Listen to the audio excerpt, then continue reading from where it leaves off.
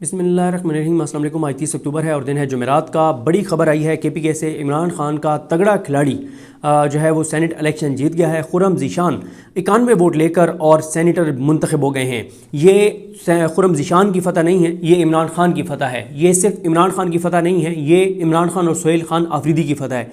ये सिर्फ इमरान खान और सुहेल आफरीदी की फ़तह नहीं है, ये केपीके की पूरी तंजीम जो पीटीआई की है और केपीके के तमाम एमपीएस की फ़तह है। और ये सिर्फ केपीके की तंजीम और एमपीएस की नहीं, केपीके के आवाम की फ़तह है कि बहुत कोशिश की गई तहरीक इंसाफ के एमपीएस को तोड़ने की, लेकिन दाद देनी चाहिए तहरीक इंसाफ के एमपीएस को कि उन्होंने करोड़ों अरबों रुपए की ऑफर्स को जूते की नोक पर रखा है और इमरान खान के नामजद करदा खुर्रम ज़ीशान को सेनेटर मुंतखब करवा दिया है। इसके इम्प्लीकेशंस के ऊपर तो हम आएंगे कि क्या हैं।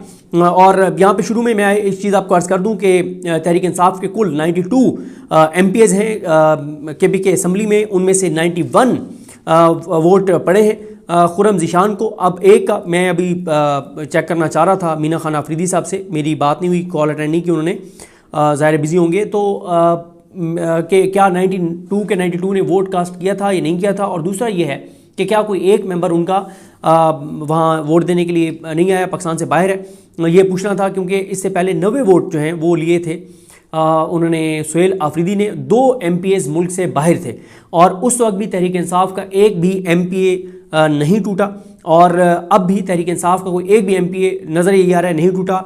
और क्योंकि एक वोट जो है वो मुस्तरद हुआ है, कुल 137 वोट जो हैं वो कास्ट हुए और अपोजिशन के 53 एमपीएस हैं, जिनमें से सिर्फ 45 वोट अपोजिशन को पड़े हैं।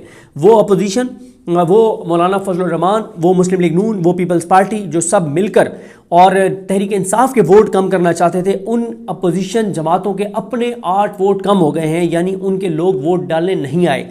तो ये है इन अपोजिशन जमातों और उन लोगों के मुंह पे तमाचा जो तहरीक इंसाफ के एमपीएस तोड़ना चाहते थे। अभी जब मैं ये रिकॉर्डिंग के लिए उठ के आ रहा था तो फ़हीम अख्तर मलिक साहब और राय साकिब खरल साहब, मोहम्मद इमरान साहब बात कर रहे थे। और यही मसला होता है कि जब आप किसी रिपोर्टर के सामने को खबर डिस्कस कर देते हैं तो वो इससे पहले कि आप अपने व्लॉग में करें वो अपने व्लॉग में कर देता है।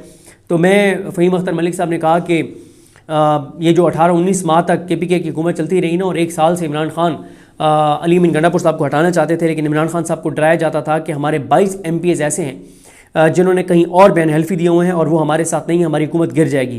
तो फ़हीम अख्तर मलिक साहब ने ये कहा, और ये खबर भी फ़हीम अख्तर मलिक साहब की थी पहले, तो उन्होंने कहा कि 2 मौके पे ये बात 2 बार गलत साबित हो चुकी है। एक सुहेल आफरीदी के इलेक्शन के मौके पे कि एक भी एमपीए तहरीक इंसाफ का नहीं टूटा, और दूसरा ये जो आज हुआ है, ये सुहेल आफरीदी का पहला बड़ा इम्तिहान था और पहले बड़े इम्तिहान में सुहेल आफरीदी सुरखरू हुए हैं।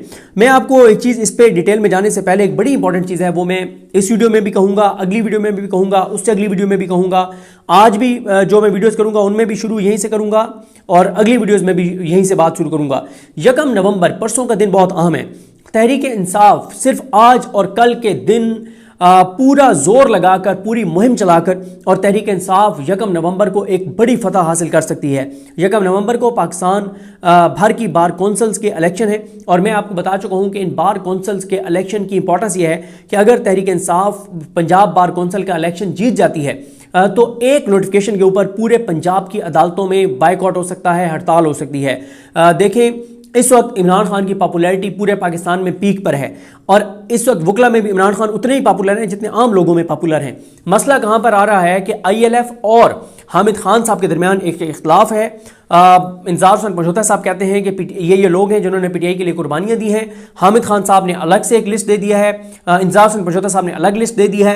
इमरान खान साहब ने सलमान अकरम राजा साहब को कहा था और बैरिस्टर अली जफर साहब को, लेकिन सलमान अकरम राजा साहब ने भी कोशिश की कि हामिद खान साहब से बात करें। पीटीआई की अंदरूनी लड़ाइयों, जिद और अना और तकब्बुर और इनके अपने अपने मफादात की भीड़ चढ़ जाएगा ये इलेक्शन। लेकिन पीटीआई का सोशल मीडिया इस वक्त बहुत मुहिम चलाए हुए है और कल मेरी जो इतला है कि पीटीआई का सोशल मीडिया जो है कल पूरा दिन इसके ऊपर कैंपेन करेगा कि हमारे यही उम्मीदवार है। और उसके लिए पीटीआई के सोशल मीडिया ने, आपको पता है कि पीटीआई के सोशल मीडिया का ओवरसीज पाकिस्तानियों पे भी बहुत इन्फ्लुएंस है। अभी आपने कुछ देर पहले ट्वीट्स देखे होंगे, पीटीआई के सोशल मीडिया के जो इन्फ्लुएंशियल लोग हैं उन्होंने ट्वीट्स करके और ओवरसीज पाकिस्तानियों को और पाकिस्तान के लोगों को कहा हुआ है कि 1 नवंबर के इलेक्शन के लिए आप जिस जिस वकील को जानते हैं उसको कॉल करके ये कहें कि आपने इंडिपेंडेंट ग्रुप के लोगों को वोट नहीं देना। इंडिपेंडेंट ग्रुप आजम नज़ीर तारड़ और एहसन भून का ग्रुप है, जो वैसे तो जिसको आसमा जहांगीर ग्रुप कहा जाता है, लेकिन वो आसमा जहांगीर ग्रुप नहीं है, वो अब इंडिपेंडेंट ग्रुप है, आजम नज़ीर तारड़ और एहसन भून का ग्रुप। और तहरीक इंसाफ का सोशल मीडिया ये कंपेन चला रहा है लोगों को और वकीलों को, ये वो ऐसे क्लिप्स बना रहे हैं और लोगों को कह रहे हैं कि ये क्लिप्स हमारे जो वीडियो पैगामात हैं, हमारी जो पोस्टें हैं, जो ग्राफिक्स हैं, ये वकला को भेजें। और उसमें वो एक ही बात कह रहे हैं वकीलों को कि क्या आप सानिया 26 नवंबर की हमायत करने वालों को, क्या आप सानिया मुरीद की हमायत करने वालों को वोट देना चाहते हैं? क्या आप 8 फरवरी के इलेक्शन चोरी करवाने वालों को और उनको सपोर्ट करने वालों को आप वोट देना चाहते हैं? आप 26 यानी तरमीम करवाने वालों को वोट देना चाहते हैं? तो पीटीआई का सोशल मीडिया इस वक्त बहुत मौसर कंपेन कर रहा है और वो ऐसे वीडियो पैगामात सामने ला रहे हैं जो लोगों को वो कह रहे हैं कि आप कम से कम एक वकील को ये वीडियो भेज दें और उस वकील को कहें कि अपनी ज़ात का मत सोचो, अपने मफाद का मत सोचो कि तुम्हें कोई प्लाट मिल जाएगा, तुम्हारे पैसे बढ़ जाएंगे उस प्लाट के। वो कह रहे हैं कि आप इस चीज़ को मत आप वो करें, आप जो है वो इस चीज को देखें कि मुल्क के लिए क्या बेहतर है, आपकी आने वाली नस्लों के लिए क्या बेहतर है, पाकिस्तान के लिए क्या बेहतर है। तो आप इंडिपेंडेंट ग्रुप को बिल्कुल वोट ना कीजिए। ये कंपेन चलाई हुई है पीटीआई के सोशल मीडिया ने।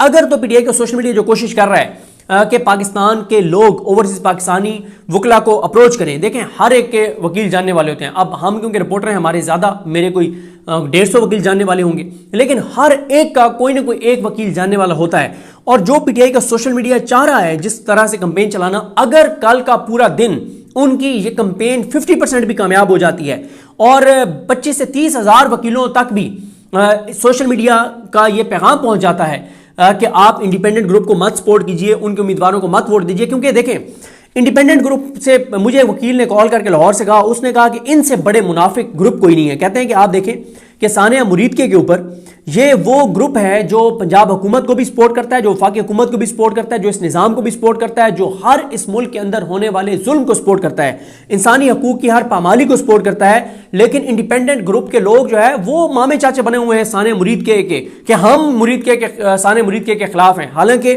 उस वकील ने मुझे कहा कि अगर इंडिपेंडेंट ग्रुप चाहे तो उसी दिन जस्टिस आलिया नीलम 5 रुकनी बेंच बैठा सकती थी, सानिया मुरीद के ऊपर इंक्वायरी शुरू कर सकती थी, सब कुछ कर सकती थी, कार्रवाई शुरू कर सकती थी, बहुत कुछ कर सकती थी। लेकिन उन्होंने कहा कि जो इंडिपेंडेंट ग्रुप है, जो आजम नज़ीर तारड़ और जो एहसन भून का ग्रुप है, ये प्रैक्टिकली अंदरूनी खाना इस हुकूमत, इस निज़ाम को सपोर्ट करते हैं। 26 यानी तरमीम को सपोर्ट की, आगे 27 यानी तरमीम को भी सपोर्ट करेंगे। लेकिन इस वक्त वक्ती तौर पे वोट लेने के लिए सानिया मुरीद के खिलाफ बात कर रहे हैं, ज़बानी कलामी। प्रैक्टिकली उन्होंने कहा ये चाहें तो अदालतें किसी भी हद तक जा सकती हैं, क्योंकि इस वक्त अदालतें देखें, वकला तहरीक को अगर किसी दो लोगों ने अगर रोका है तो वो एक आजम नज़ीर तारड़ है और एक एहसन भून है। इन्होंने पैसे के जरिए मराद देकर, वकीलों के ज़मीर खरीद कर, उनके प्लाटों का डीएचए के साथ मुआहदा करवा के, प्लाटों की कीमतें बढ़वा कर, कोई उनके मुख्तलिफ चैम्बर्स के जज लगवा कर, मुख्तलिफ वकीलों को ओब्लाइज करवा कर, मतलब बहुत सारी चीज़ें करवा के इन्होंने वकीलों के ज़मीर खरीदे हैं। इन्होंने जस्टिस जमाल खान मंदोखेल के साथ मिलकर 500 नया वकील सुप्रीम कोर्ट का बनवाया, जिन्होंने सुप्रीम कोर्ट के इलेक्शन में वोट डालकर और इनके ग्रुप के बंदे को जितवाया। और ये जो पीटीआई का हमायत याफ्ता उम्मीदवार था उसको हराया। लेकिन उसमें पीटीआई का अपना भी बड़ा किरदार था। पीटीआई ने उस वक्त भी उतनी मौसर कंपेन नहीं की, गो कि अब बहुत से नाम है, मैं सबके नाम नहीं ले सकता, जैसे हैदर मजीद साहब हैं जिन्होंने बड़ी कुर्बानी दी और हसन न्याजी के बड़े करीबी दोस्त हैं। इस वक्त वो ज़बरदस्त तरीके से मुहिम चलाए हुए हैदर मजीद।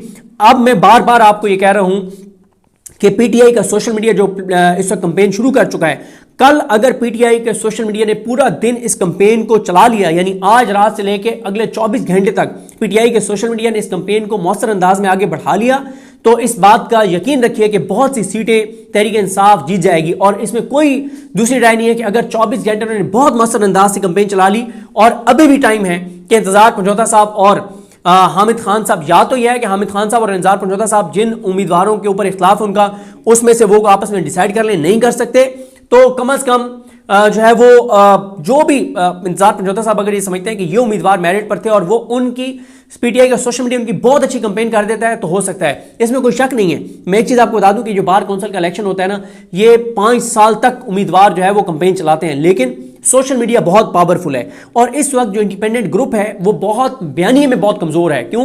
वो 9 मई का मामला हो, 8 फरवरी का वो मुल्क के साथ सान्या था। 8 फरवरी जब अवाम के वोटों को रौंदा गया और उन लोगों को इख्तियार दिया गया जो इख्तियार जिनको अवाम ने मुस्तरद किया था, और इस वक्त आप देखें कि मुल्क के साथ जो कुछ हो रहा है वो 8 फरवरी की वजह से हो रहा है। और इस 8 फरवरी को कौन सपोर्ट करता है?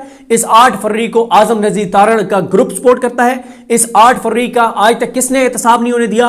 वो आईनी बेंच और जस्टिस जाहिया खान है। और इनको किस तरह से लाया गया? 26वीं आईनी तरमीम के जरिए लाया गया। वकला तहरीक कौन नहीं चलने देता? ये नहीं चलने देते।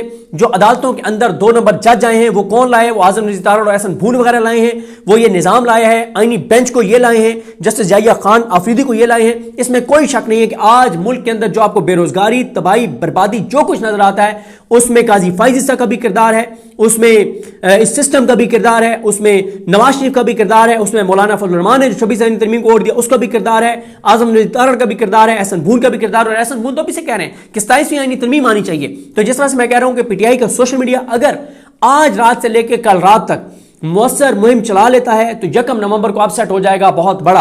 और अगर पीटीआई के हमायत याफ्ता मेंबर बार काउंसिल जीत जाते हैं तो फिर अगर एक खास तौर पे पंजाब की बार पीटीआई के हाथ आ जाती है तो फिर 27वीं आईनी तरमीम मुश्किल हो जाएगी। फिर अदलिया को टक्कर देंगे वकला तंजीमें, फिर ये सामने खड़े होंगे, फिर वकला तहरीक भी चल सकती है। तो इतना अहम है 1 नवंबर का दिन। बाकी जहां तक बात है, देखें इमरान खान साहब जो है ना वो बहुत जारहाना टीम जो है वो सामने ले आए हैं।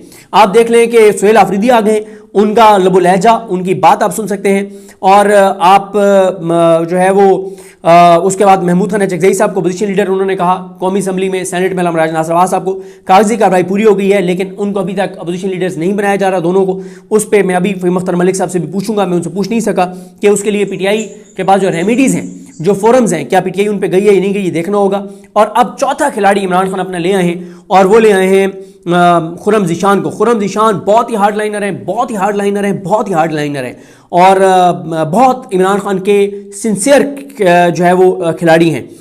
इसी तरह से आप देखें कि साजिशें शुरू हो गई हैं सुहेल आफरीदी के खिलाफ और महमूद खान चकजई साहब के खिलाफ। सुहेल आफरीदी साहब के हवाले से बताया गया कि एक इलेक्शन कमीशन में दरख्वास्त दायर हो गई है। फतेहुल्लाह बरकी ये एक वकील हैं और बहुत इमरान खान के जानिसार हैं, हर महाज पे आपको फ्रंट फुट पे नजर आते हैं। फतेहुल्लाह बरकी जो हैं उन्होंने कल इलेक्शन कमीशन गए और उन्होंने वीडियो पैगाम जारी किया। और यहाँ पे मैं एक और आपको बताना चाहूँ कि जब से सुहेल आफरीदी आए हैं तो यार मोहम्मद न्याजी जो डिजिटल मीडिया को देखते हैं, जिनका सुहेल आफरीदी ने कहा कि ये मेरे डिजिटल मीडिया के यही हैं, मेरे जो देखेंगे मेरे डिजिटल मीडिया को, यार मोहम्मद न्याजी बहुत ही ज़्यादा एक्टिव हो चुके हैं, बहुत ज़्यादा। यानी अब हमें हर लम्हे की एक्टिविटीज़ जो हैं सुहेल आफरीदी की, उनके जो इक़दाम हैं, जो केपी के गवर्नमेंट के हवाले से चीज़ें हैं, वो मुसलसल आ रही हैं यार मोहम्मद न्याजी साहब की तरफ से, जो कि बहुत धीमे पड़ गए थे खुद, या उनको बैक फुट पे ले गए थे अली अमीन गंडापुर साहब, क्योंकि अली अमीन गंडापुर साहब के साथ तो बैरिस्टर सैफ साहब थे जो पीटीआई का फेस नहीं थे, और भी जो मीडिया के वाले से उनकी टीम थी उनका पीटीआई के नज़रिए से कोई तल्लुक नहीं था। तो अब ये यार मोहम्मद न्याजी आ गए हैं, पीटीआई का पूरा सोशल मीडिया भी सपोर्ट कर रहा है तो वो भेज रहे हैं। तो फतेहुल्लाह, ये भी उन्होंने वीडियो भेजी हुई थी फतेहुल्लाह बरकी की,